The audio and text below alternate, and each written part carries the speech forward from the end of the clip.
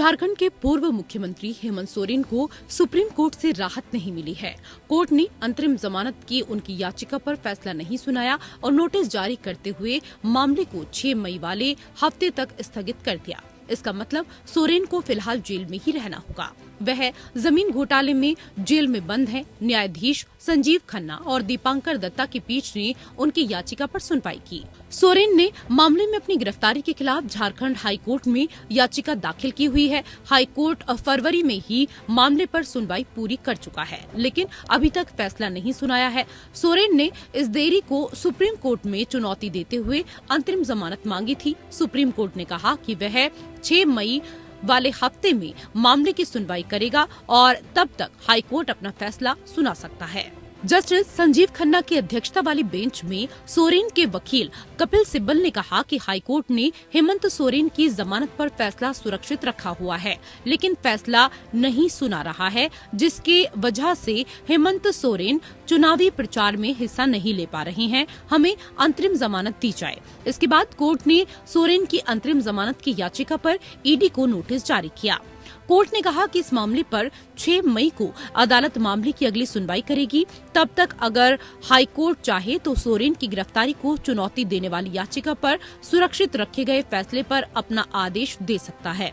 हेमंत सोरेन ने Jharkhand high court के फैसले को सुप्रीम कोर्ट में चुनौती देते हुए उन्हें अंतरिम जमानत दिए जाने की मांग की है। सोरेन पर अधिकारियों के साथ मिलकर जमीन घोटाला करने का आरोप है। ईडी का दावा है कि फर्जी दस्तावेजों के जरिए रांची में भारतीय सेना की लगभग 5 एकड़ जमीन बेची गई, जिसमें अधिकारियों और सोरेन की मिलीभगत थी। इसके अलावा उन पर रांची के बारगेन इलाके में 8.86 एकड़ जमीन पर गैर कानूनी तरीके से कब्जा करने का आरोप भी है।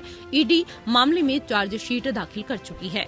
ईडी ने अपनी चार्जशीट में कहा है कि सोरेन ने 2011 से 8.86 एकड़ जमीन पर गैर कानूनी तरीके से कब्जा कर रखा है। उसके अनुसार सोरेन ने अपने करीबी सहयोगियों रंजीत सिंह, हिलेरियस कश्यप और राजकुमार के जरिए जमीन पर कब्जा किया।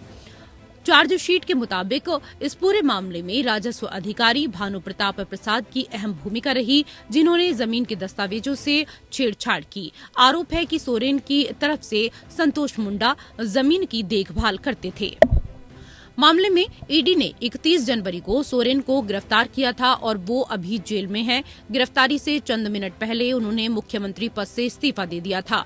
ईडी सोरेन के दिल्ली स्थित घर से 36 लाख रुपए नकदी और एक BMW कार जब्त कर चुकी है। इसके अलावा रांची की जमीन को भी जब्त किया जा चुका है, जिसकी कीमत 31 करोड़ आंकी गई है। अभी तक कुल 256 करोड़ रुपए की संपत्ति जब्त हुई है। Bureau report.